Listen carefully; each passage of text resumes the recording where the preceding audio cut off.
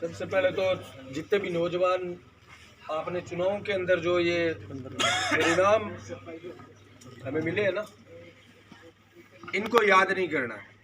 याद आपको ये करना है कि ये चुनाव जो अचानक आए, एकदम से लवप्रीत ने चुनाव लड़ा, इसके बाद में हम सबके बीच में ये जो एकता, भाईचारा, ये जो मौका है, ये परमात्मा की देन है। ये सोच लो भी आपको एक करने का जो ये पवित्र काम है ना, ये परमात्मा ने कुछ सोच समझ कर आपको दी है। चुनाव हुए, उसके बाद में लवप्रीत से मैंने कल भी बात की, वहाँ पे गंगानगर भी बात की, उससे पहले भी मैं लालचंद से बात कर रहा था कि देखो, आप ये मत सोचना कि चुनाव लड़ लिए, परिणाम कुछ भी हुआ, अपना काम करेंगे। आप उन लोगों के सामने चुनाव लड़े हो जो सूरतगढ़ ही नहीं, पूरे गंगानगर जिले की राजनीति के साथ साथ उत्तर राजस्थान की जो राजनीति है उसको प्रभावित करने वाले लोग हैं। अगर हम टुकड़ों में रहे, अगर हम बंट कर रहे, तो पहले से ज्यादा कहीं शोषण हो सकता है हमारा। और लोकतंत्र के अंदर आगे वही आदमी बढ़ता है जो लोकतंत्र की शक्तियों को जानता है, और लोकतंत्र की शक्तियों का दुरुपयोग करने वाले जो लोग होते हैं, राजनीतिक रूप से जो आज तक जो ये कांग्रेस बीजेपी की जो परिपाटियां बनी हुई है कि बांटो और राज करो। एक ही बात का डर था कि अंग्रेजों ने 300 साल राज किया हम पर, एक ही नीति से बांटो और राज करो। देश आजाद होने के बाद में अब भी बांटो और राज करो की नीति से ये काले अंग्रेज अपने को बरगला रहे हैं। इन चुनावों में लालचंद से, मंजीत भाई से, इनसे बात होती थी, संजय भाई से, तो मैं कहता था यार, ये जो बांटो और राज करो की नीति है ना, ये हर गांव में हावी होती है। तो सिर्फ उसके कारण हम चुनाव हारे हैं, बाकी किसी ने हराया नहीं है अपने को। कितना धनबल है उनके पास, कितना पेशा है उनके पास, कितना राजनीतिक अनुभव है लोगों को तोड़ने का, जोड़ने का, उनके सामने अगर हम चुनाव हारे हैं तो ये सोच लो कि हम बहुत बड़ा काम हमने किया है, हार कर भी बहुत बड़ा काम किया है। अब बात करते हैं किसान जागृति मंच की और किसान जागृति क्लब की। क्या है किसान जागृति मंच और क्यों जरूरी है हर गांव में किसान जागृति क्लब? किसान जागृति मंच अपना जो ये तीनों कृषि कानून जब से लागू हुए थे ना, उससे पहले जब इसकी पटकथा रची जा रही थी, भूमि अधिग्रहण बिल 2014 में आया था ना, तब से हम विवेकशील साथियों ने ये देखा भी अब देश के अंदर पूंजीपति वर्ग को हावी होने जा रहा है। भारतमाला प्रोजेक्ट, सागरमाला प्रोजेक्ट, भूमि अधिग्रहण बिल और उसके बाद में तीनों काले कानून, इन सब के खिलाफ धरना, हड़ताल, प्रदर्शन ये तो चलता ही रहता है। भी हमने धरना किया, हड़ताल किए, प्रदर्शन किए, जीते, बिल वापिस हुए। लेकिन अगर ये सोचकर कि बिल वापिस हो गए, अब हम घर बैठ जाएं, तो फिर हमारी आने वाली कौम को फिर से वही कुर्बानियां देनी पड़ेगी जिस प्रकार से आज किसान के 700 बेटों को दिल्ली बॉर्डर पर देनी पड़ेगी। ये ना हो, इसके लिए क्या काम हो सकता है? ये ना हो, इसका सबसे अच्छा तरीका है किसान जागृति मंच और किसान जागृति क्लब। अगर गांव के अंदर 2000 की जनसंख्या है, 3000 की जनसंख्या है गांव की, और उस 3000 2000 के ऊपर 150 नौजवान जागरूक होकर ये अपना लक्ष्य रखें कि भाई मैं पढ़ाई करता हूं, पढ़ाई भी करूंगा, मैं खेती करता हूं, खेती भी करूंगा, मैं काम धंधा करता हूं, काम धंधा भी करूंगा, लेकिन उसके साथ एक और जिम्मेदारी निर्वहन करूंगा, उसके साथ एक और काम मैं करूंगा कि मेरे गांव के अंदर किसी भी भाई के साथ अत्याचार होता है, अन्याय होता है, केंद्र और राज्य सरकार की किसी योजना का उसको फायदा नहीं पहुंचता है, तो वहां पर मैं चुप नहीं रहूंगा। वहां पर जितना मेरी पढ़ाई लिखाई का फायदा उठा सकता हूं मैं, उतना फायदा उठाने की कोशिश करूंगा। भाई आज आप सब लोग जो नौजवान साथी हैं, आप सब पर आपके माँ बाप ने पढ़ाई लिखाई का खर्चा किया ही किया है। उस खर्चे का अब सदुपयोग करना है। किसान जागृति मंच के माध्यम से हम गांव गांव जाकर 30, 35, 50, 100 जितने भी लोग होते हैं उनको ये प्रशिक्षण देते हैं कि भाई 15-20 देखो योजनाओं का तो है जाड़, जो सरकार आती है वो योजनाओं का पिटारा खोलती है कि हमने ये बढ़ा दिया, हमने ये कर दिया, हमने ये कर दिया, ये योजना गरीबों के लिए, ये योजना पिछड़ों के लिए, ये बेरोजगारों के लिए, ये दलितों के लिए, ये किसानों के लिए, ये व्यापारियों के लिए खूब योजनाएं बनाती है। लेकिन सरकार साथ ही साथ ये चाहती है कि योजनाएं सिर्फ गिनानी के लिए होनी चाहिए, योजनाओं का फायदा कोई उठाना नहीं चाहिए। अगर योजनाओं का हम लोग फायदा उठाने लग गए तो फिर हमारा पेशा जो है, जनता का पेशा जो है, वो जनता में जाना शुरू हो जाएगा। और ये नेता लोग चाहते नहीं, ये काम तो होना ही नहीं चाहिए। जनता को अंधेरे में रखना है, जनता को मूर्ख बनाए रखना है और जनता के पेशों पर राज करना है, ये इन नेताओं का काम है। वो काम अपने को ठप करना है और उस काम के अंदर ना आपको धरना देना, ना हड़ताल देनी, ना आपको देश की फिक्र करनी, ना जिले की फिक्र करनी, आपको सिर्फ आपके गांव की फिक्र करनी है। और ये काम हम 180 से ज्यादा गांव में कर चुके। अब मैंने यहां क्यों जरूरी समझा कि जहां पर भी जाते हैं, अगर 15-20 किसी गांव के अंदर नौजवान ऐसे लगे कि हाँ ऊर्जावान साथी है और इस गांव को संभाल सकते हैं और इस गांव के हर गरीब की, हर वंचित की, पीड़ित की, शोषित की वो आवाज उठा सकते हैं, तो वहां पर हम किसान जागृति क्लब स्थापित करते हैं। अभी मैं चाहता हूं कि आप सारे भाई मिलकर, हमारे जो बुजुर्ग हैं, जैसे अभी अंकल जी हैं, निर्मल सिंह अंकल जी हैं, ये भाई साहब है, वो बुजुर्ग आपको सिर्फ अनुभव दे, उनके कहे पर आप चले, नशे से दूर रहें। सबसे बड़ी जो दिक्कत है ना हमारे समाज की, कि नौजवान, जब देश आजाद हुआ था तब भगत सिंह जी ने कहा था कि जिधर जवानी चलती है उधर जमाना चलता है। और जवानी अगर नशे की तरफ चली गई तो फिर जागृति का तो नाम ही भूल जाओ। किसको बचा पाओगे? आप खुद को नहीं बचा पाओगे। तो अगर आपको खुद को बचाना है, दूसरों को बचाना है, तो ध्यान रखना है इस कलम को कि गांव के अंदर कोई भी आदमी नशे का व्यापार नहीं करना चाहिए। पहली बात तो, पहली प्राथमिकता ये होनी चाहिए, तभी हमारी जवानी बचेगी और तभी हमारी आने वाली और कौम है वो बचेगी।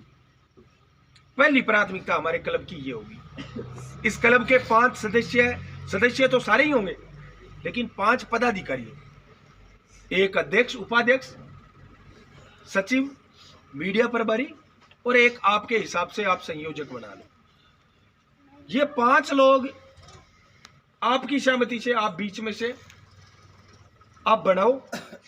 आपके पास बड़ी बड़ी, जैसे देखो आज आपके गांव के अंदर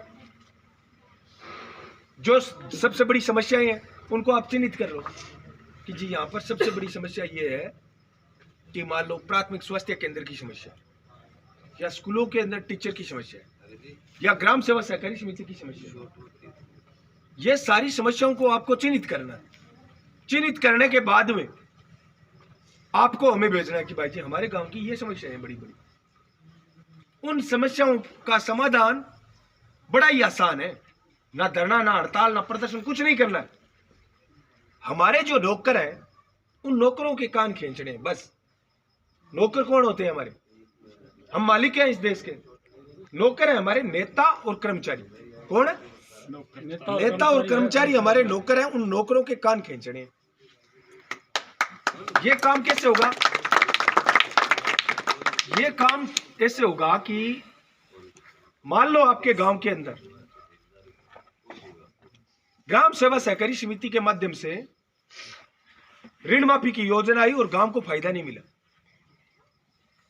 तो आप एक जागरूक नागरिक होने के साथ साथ आज से किसान जागृति क्लब अपने आप में एक सरकार है।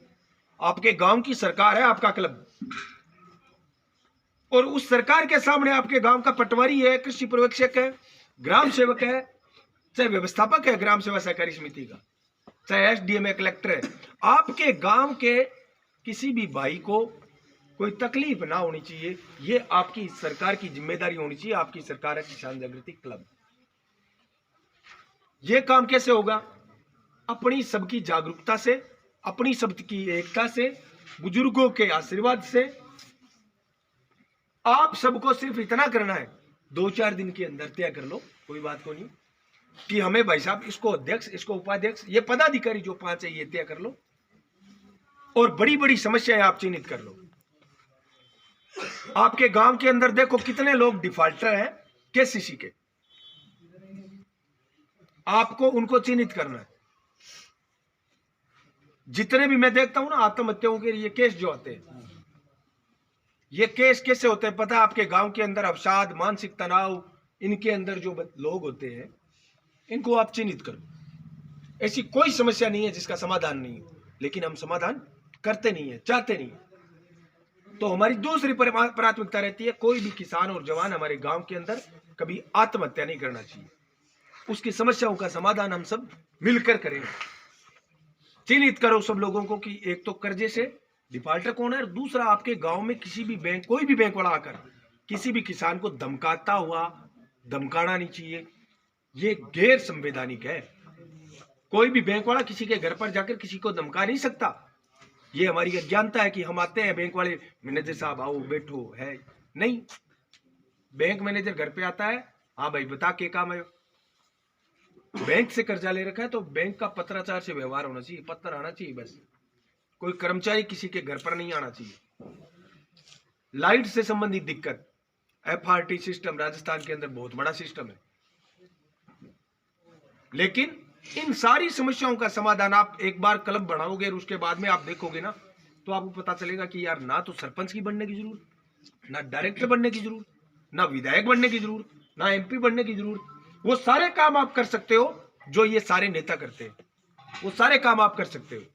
बस ज्ञान की जरूरत है, जानकारी की जरूरत है, एकता की जरूरत है, और नौकरों के कान खींचने की जरूरत है। आपके गांव के अंदर आपके सरकारी कर्मचारी जितने भी है वो टाइम पर आने चाहिए और टाइम पर जाने चाहिए।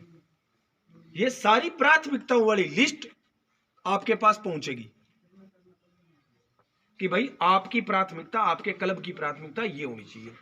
आज मान लो मेरे कोई समस्या है, मैं आपका गांव का नागरिक हूं, मेरे कोई समस्या है और मैंने आपको अवगत करवा दिया, उसके बाद में वो समस्या मेरी ना रखकर आप सबकी होनी चाहिए।